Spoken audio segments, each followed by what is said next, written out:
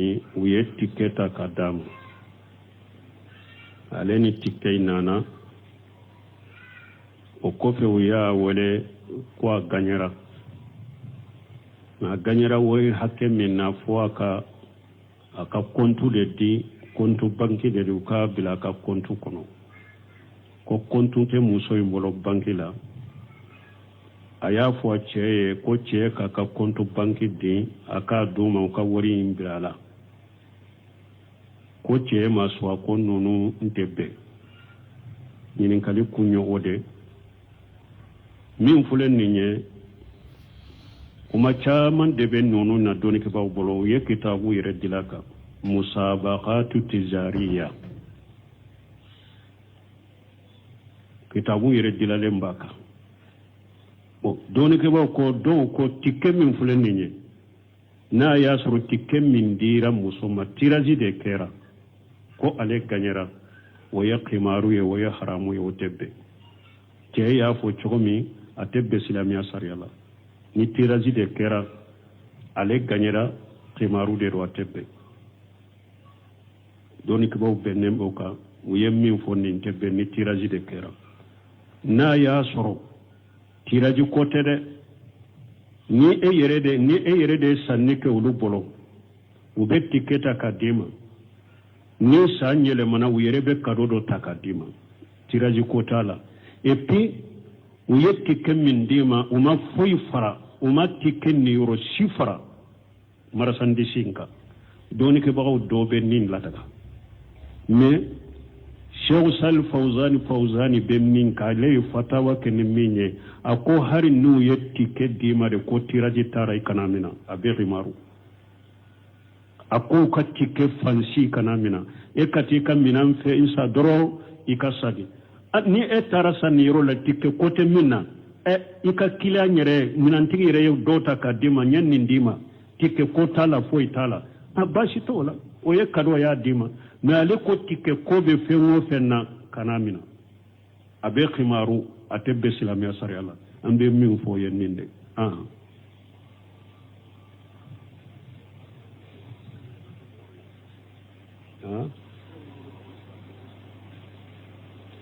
bon ko sira juman b'a to mɔgɔ bɛ sabali sɔrɔ ni ala sɔnna an bɛna bonda min bɛna ta derisu wɛrɛ o ye sabali bonda de babu minali imanu wa sabaru ala aqdarillah o bonda bɛna ta inshallah donc sababu minnu bɛ to hadamaden ko i bɛ sabali sɔrɔ a ka fanba ye mun ye hadamaden ka jɛ ni ala ka latigɛ hadamaden ni jɛra ni ala ka latigɛ kɔnɔ hɛrɛ mana juguma o ye kɔni de sababu ba ye min bɛ sabali di mɔgɔ ma o bɛna fɔ bonda in kɔnɔ parce que o de y'a to a ko minali iman a ko a bɛ limaniya la parce que dɔnnikɛbagaw ko iman qawlu bil lisani wa itikhadu bil qalbi wal amalu bil jawari limaniya ye nin de bon ni limaniya kɛra nin de limaniya jɔnsen ye jumɛn ye wɔɔrɔ an tumina billahi wa malaikatihi wa kutubihi wa rusulihi wal qadari khairihi wa sharrihi donc ni hadamaden kɔni dara latigɛ la dɔrɔn ala ka latigɛ ni kɔni dara wala dɔrɔn o bɛ kɛ sababu ye ka sabali d'i ma comme u bɛna fɔ bonda in na cogo min ni ala y'a an si las'a ma donc sababu belebeleba min bɛ sabali di mɔgɔ ma i ka jɛ ni ala ka latigɛ i ka limana ni ala ka latigɛ ye ka jɛ ni ala ka latigɛ ye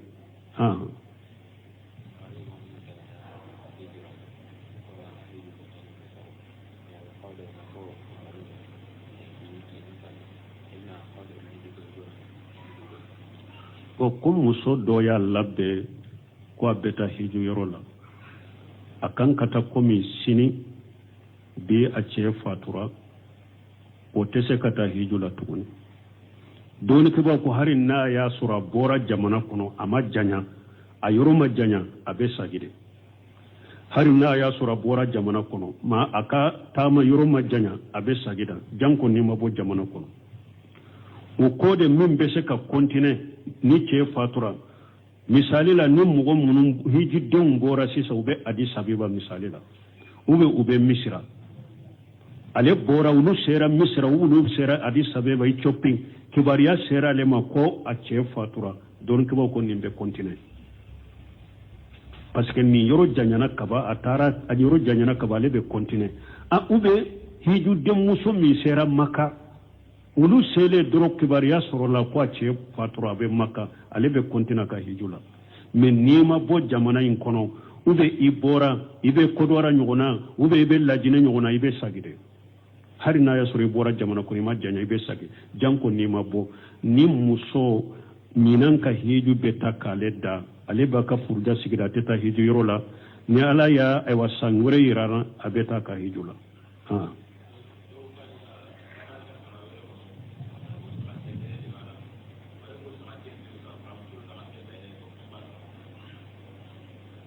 bon ko dɔ ko ale ka saga wɛrɛ kɔnɔ saga jigi kelen de b'a la e ko jɛma de wa saga jigi kelen de b'a la ko ale ko saga jigi tɔ ye ka saga muso kɛ lahiya baasi b'a la wa n'i ye saga muso kɛ lahiya ye i ka lahiya ka ɲi mais an bɛ min fɔ i ye lan tanalul birra hatta tunfiqu mimma tuhibbuna hadamaden tɛ se ka ɲumanya dafalen sɔrɔ abada fo i yɛrɛ bɛ min fɛ dɛ i k'o de nafakati k'o di ala ma donc i bɛ saga jigi min fɛ dɛ o de di ala ma lan yanala allaha luhumuha wala dima'uha walakin yanaluha taqwa minkum akal lahiya nunu sogoni joli tɛ se ala ma koyi ma ba keni alla ɲɛ siranya ni dusun kala sirbe min ye o de bɛ sirala ɲɛ o de y'a to dɔɔni kama ko lahiya fule dɛ o ko min ka bɔ tilelolen do ani min sɔngɔ ka ca o de baraji ka bɔ ka tɛmɛ lahiya min ni n'a tilelolen ta sɔngɔ man ca donc i ka saga jigi de o de faga lahiya la i k'a di ala ma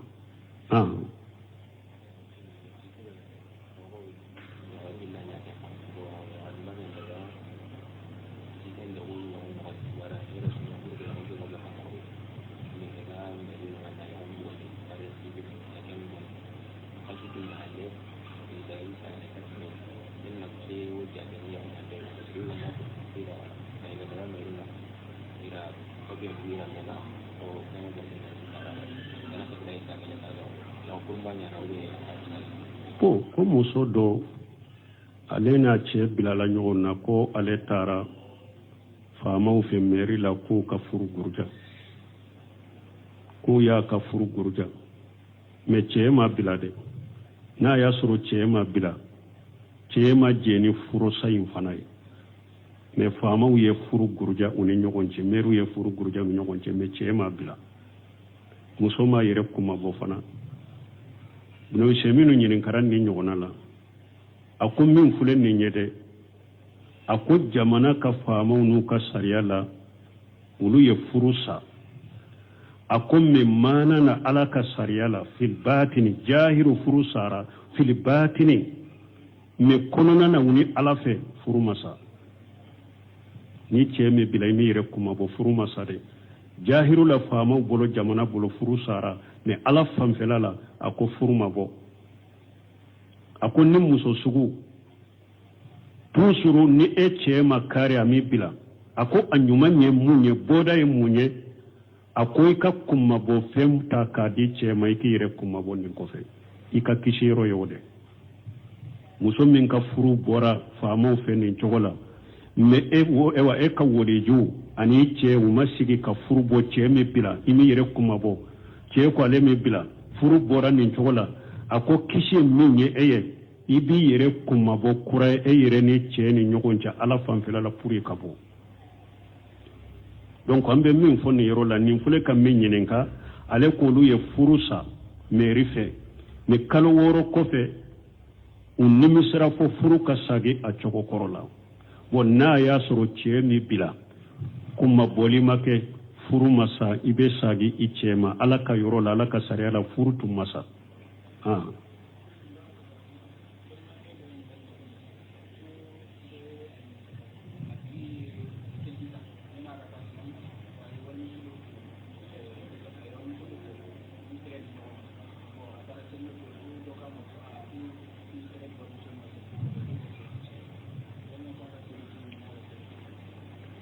ko dɔ ko ale ye saliji talen kɔfɛ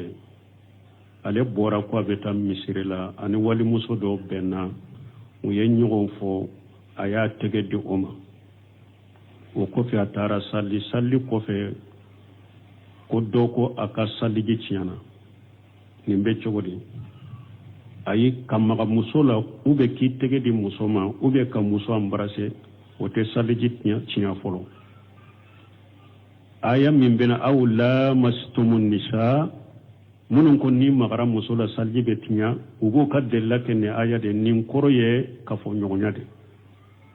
nin aya laɲini ye kafoɲɔgɔnya de maga ɲɔgɔnya tɛ tɛgɛ di tɛ o de y'a to kuma sahale ka maga muso la k'i tɛgɛ d'a ma k'a embrasser salliji kɔfɛ a tɛ salliji tiɲɛ fo ni ji bɔr'i la dɛ n'i ye da muso majugu bɔr'i la ou bien maniw bɔr'i la ni ji bɔr'i la salliji tiɲɛna mais ni ji ma bɔ i la salliji ma tiɲɛ kuma bɛ to yɔrɔ min sisan yɔrɔ jumɛn sisan ni walimuso de don walimuso tɛgɛ di junubu b'i la i ye ala sɔsɔ ciden ko a dɔ la kɛlɛ kalali misɛnnin i k'o sɔɔri farikolo la bɛɛ ka dɔn dimi min b'a la i k'o ko a k'o da ka di la ka tɛmɛ i ka maga muso la min maga ɲɔgɔnya tɛ daga ye tuma min ciden ye musow lahiru ɲɔgɔnya muso dɔ y'a bolo sama ka taa ciden ma a ko ana nabiyu la usafi almar'a a ko ne nabi ɲuman de ye dɛ mais walimuso ne bolo tɛ maga walimuso bolo la an baasitu ko ma masatu yaddu rasulullah sallallahu alaihi wasallam yaddu ajnabiyatu qattu a ko ciden bolo ni walimuso bolo ma maga ɲɔgɔn na bara mɔgɔ si dusukun kisilen tɛ ka ciden bɔ ni ye nin fana fɔ ko a bɛ dusukun de bolo ne dusukun ka ɲi fɛn wɛrɛ tɛ ne dusukun kɔnɔ e ka dusukun bɛ ciden ka dusukun bɔ e bɛ sirala ɲɛ ka ciden bɔ mais ciden ko ale t'a bolo di walimuso ma et puis ni dusukun tun ɲana i t'i bolo di walimuso ma ciden ko ala fili jasadi mudqa ija salahati salaha li jasadu kullu wa ija fasada fasada li jasadu kullu ala wa hiya al qalbu ciden ko sogobu kelen fule farikolo la n'a ɲana farikolo bɛ ɲana n'a tiɲɛna farikolo bɛ tiɲɛna a k'o ye dusukun de ni dusukun tun ɲana ka sira la ɲɛ i bolo tɛ maga walimuso bolo la bara mais i dusukun de man ɲi mɛnɛ donc haramu do i ko walimuso bolo min na haramu i ye haramu kɛ a tigi ye ala sɔsɔ kɛ mais n'a y'a sɔrɔ ji ma bɔ a la maju ma bɔ a la foyi ma bɔ a la a ka salli ka kɛnɛ donc walimuso maga ɲɔgɔnya in de junubu b'a la mais fo saliji ma tiɲɛ a ka salli ka kɛnɛ k'a fɔ ka maga muso la a tɛ saliji tiɲɛ a delila ye mun ye an b'a setu ko ciden tun bɛ salliji ta san'a ka bɔ ka taa salli yɔrɔ la a b'a ka muso a b'u embrasser ka taa an b'a setu ko ciden tun bɛ salliji ta salliji talen kɔfɛ a bɛ ale embrasser ka taa misiri la a bɛ a muso maga ɲɔgɔnya donc ni ciden bɛ bɔ ka taa misiri la hadisa sahabagaw ye a fɔ o ko nin laɲini tɛ ko ciden ka muso ko ka bɔ damu ɲini ni fɛn wɛrɛ don hari a taatɔ saliyɔrɔ la misiri la fo a ka muso embrasser ayi ciden tun bɛ nin kɛ de pour k'a ka kanu don a ka diya don a ka musow la pour muso n'a dɔn a ka muso n'a dɔn ciden hame bɛn na bɛn kanu pour ka muso nisɔndiya tun b'a kɛ ni o de jɛɲɔgɔnya ɲuman donc an b'a situ ko ciden tun bɛ saliji ta a b'ale embrasser a bɛ taa misiri la donc o la ka maga muso la ou bien ewa ka muso embrasser ni yɛrɛ ka muso don saliji kɔfɛ ka maga la ou bien ka embrasser ni ji foyi ma bɔ i la a tɛ foyi k'i ka saliji la donc min bɛ saliji tiɲɛ min fɔra aya kɔnɔ o ye muso jɛɲɔgɔnya de maga ɲɔgɔnya tɛ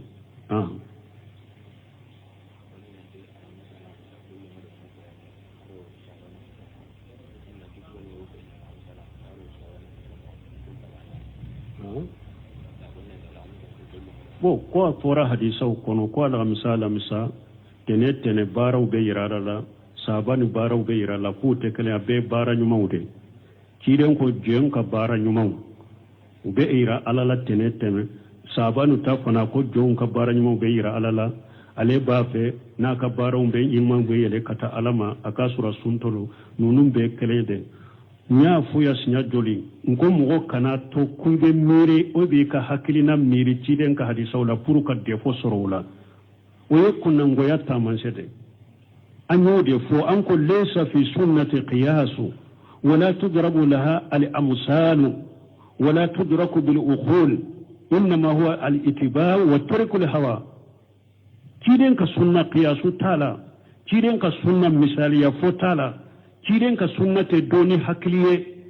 ciden ka sunna yede iye mimme dala ika tuga ko ikika nindi ngotoy to mo kana to ka sigi ka mere ko ebe de fo nyini ciden ka hadisa wala ikani idusku mere o yorola e ka mere e ba soro e wa ko chama mere wajibulen be kay mo nyanyini e ba soro ko chama wajibulen be kay ka farda kere kere wonde mo munun be ni nyinin kali sugu kay ba soro ka farda kere kere le wonde ni ya nyinin ka tudo saliji farda joli atado saliji wajibe joli atado salli yere jonse ya rukunu joli atado min be salli cinya atado min ba ka salli cinya atado mais u beta u hakkile munu nin ko sugu de la pour luka de fosoro ciden ka di sawla ay sabale ciden ka sebo ayin ni hadisa be fo sebo ko nin nin ka sugu munu fule ka ke sebo tunte nin nin ka sugu ke anya fo qur'ana aya ulaje yashanu kanil mahidi ni ay sebo ye fumu fe nin ka ikadina ko do dilole mbala ewa uta nin ka fanan kan nin ka dotere uba nin ka de nin ni haramu den kinyere korosama na ya soro ni ya haramu den kama bwama ni ya wajibi den kake me anunta ebe tan miri fewundo de la kata fewundo nyirinka min na fayire tika ni nyin kalimin fulan na fajuma ba tika bara munun be yere kata alama yala tene bara munun be yere kata alama ani sa ewa sabani bara min munun be yere kata alama utekele yere bo nin na fajuma ba tika aben na fajuma sama adoni na dombali na fajuma baka donc aye sabali akadina ka wajibu munu wajibra ka ye wulu nyininka ko munu ya haramu ye aye nyininka le ka wulu la ka wulu toy akana to kawu be mire ciden ka hadisa wala ka defo nyinu wala ube ka sobe le nyini wala ay wulu dabila min bawu na fa kan yeso ma ambe min fo mo yo yo ode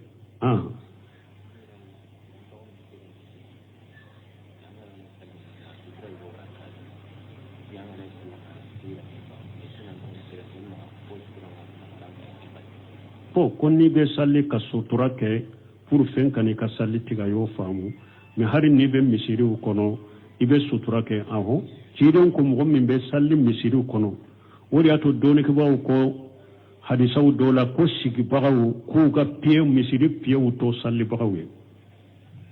donc wala ni be salli misiri kono kana salli mo katte misirala piye munun be misiri kono misiri ka piye nunun ke sutura ikulu ke ikagere wulula ka salli ka tawma mo kan ka salli nye korola tike a ube ni bere bi bolo ika bere ke ika da ka ke sutura mo kan ka salli nye korola tike ibe misiri law ite misiri law ni kelen de be salli donc ibe sutura ke mo kan ka salli nye korola tike akera sayi gere la piye do de la ube bere do de bi bolo e yere badda ka sutura ke har ni be misiri kono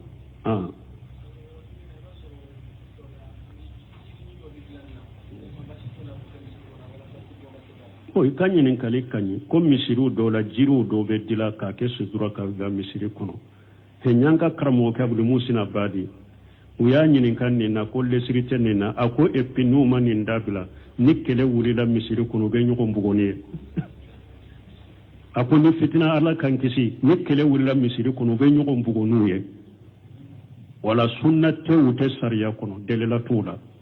mbaye misiru do kono jamana kono o fana be dila kabila misiru kono ko ni be salliba ke suturay lesiri tala delela tala e puis abdu musina badi ko ni fitina tora ka wuli misiru kono u be ke nyogo mbugo fenye ala kan kisi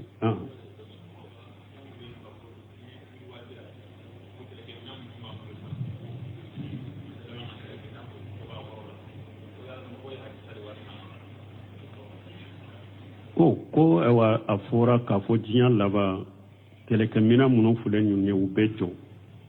kele bekeni sowni bamuru de hadisa do bunu seminu yenni hadisa sarahu akakuma dola ko kele mina bebe na jo kele be laban ka ke ni bamuru no tamane ako imma do be se ka ke imma a wakati kele mina be dila ala yere ba be jowate se ka barake mogo be kele keni tamaye ube jiya be yelema nin kele mina munun fule jiya kuna bebe tunu alaba kelen be laba ka ke tamawu de ni so de ko fola tumbe ke chokomi hadisa ude bala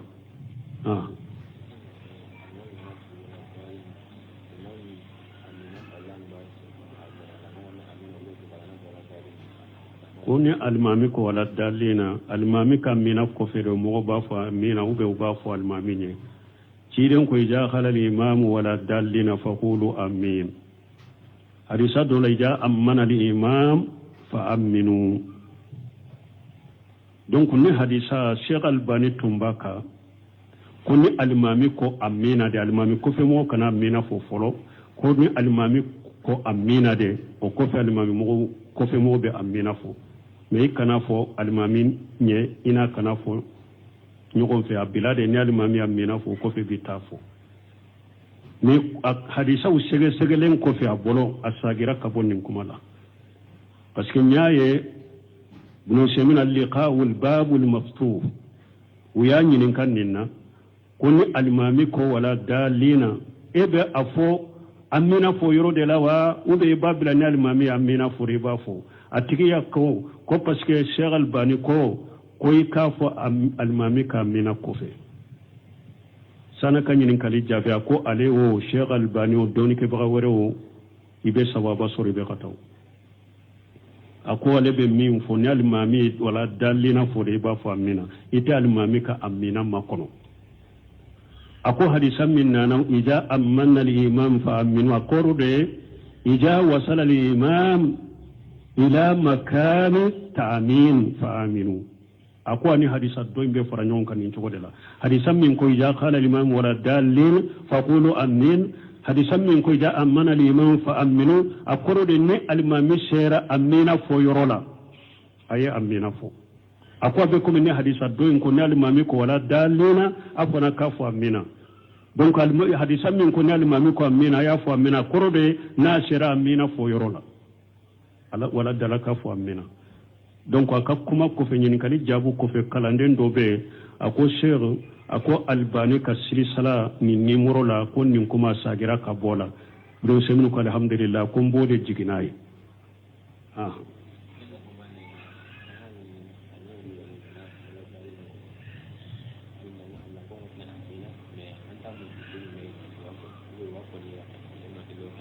bo almina ko do ba fu da jokor almina be bangede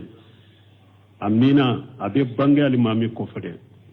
anana hadisa sahalen kono ni ciden ko wala dalina seba ba fu amina ko fe fo misiri bulamina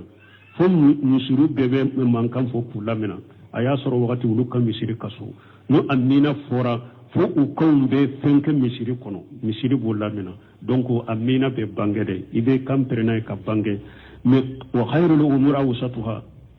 ko no may wo chamanche do anye do be kele ko fana la misiri kono nyaali man ko la dalena amin fani mo do be ni dante me de ato hakala ikana mo jatte ka mo waso ko hera ma ye o chamanche de kana dante me do dinala subhanakallahumma rabbana bihamdika ashhadu an la ilaha illa anta astaghfiruka wa atubu ilayk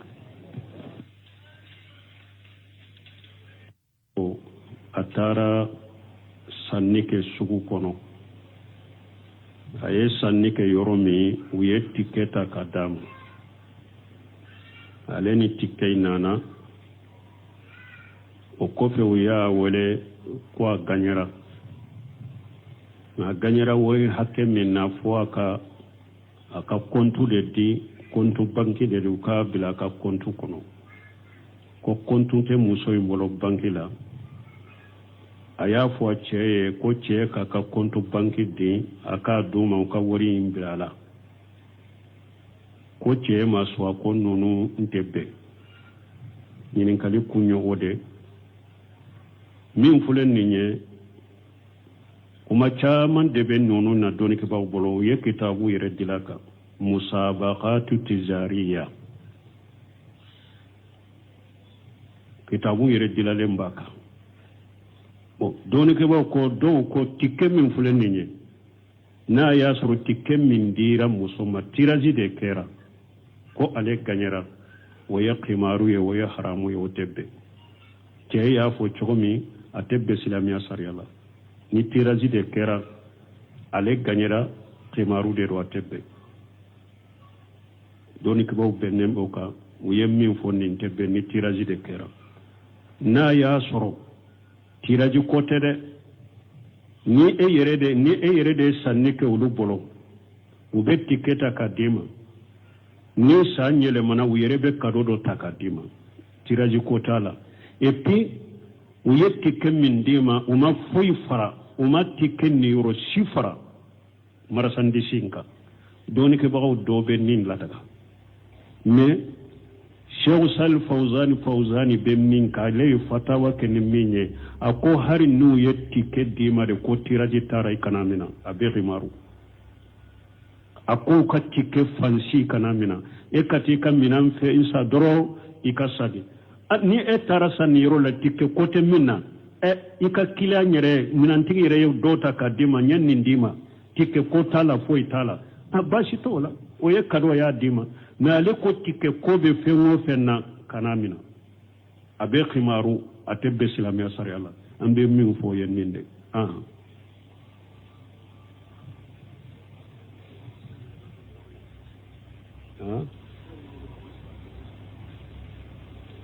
bon ko sira juman ba to mo be sabali soro ni ala sonna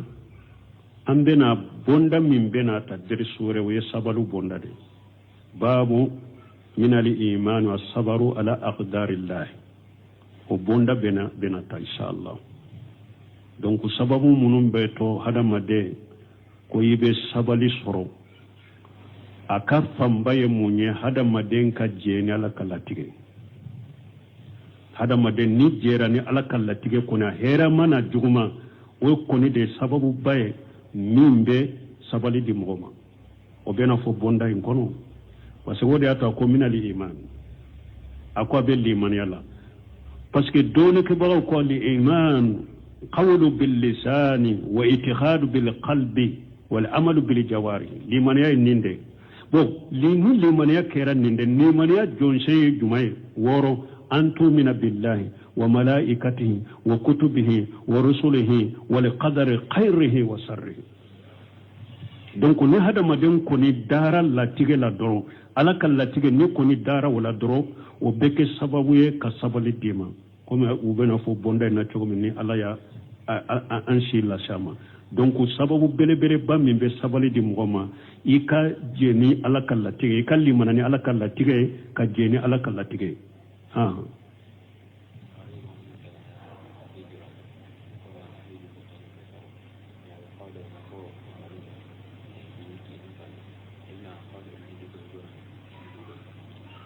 ko muso do ya labbe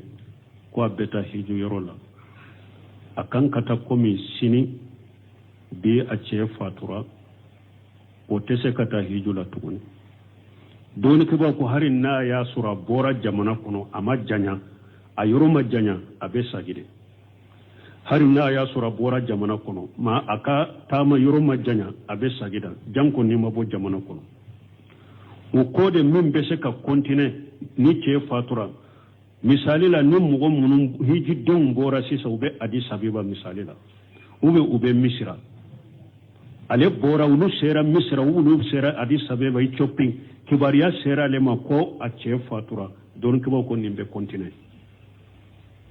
parce que ni yoro janyana kaba atara a yoro janyana kaba le be continue a ube hiju dem muso mi sera maka ulu sele doro kibariya soro la kwa che fatura be maka ale be kontina ka hijula men nima bo jamana in kono ube ibora ibe kodora nyogona ube ibe lajine nyogona ibe sagide hari na ya soro ibora jamana ko ma janya ibe sagi janko nima bo ni muso ninan ka hiju be takale da ale baka furja sigira teta hiju yorola ni ala ya ay wasangure yirana abeta ka hijula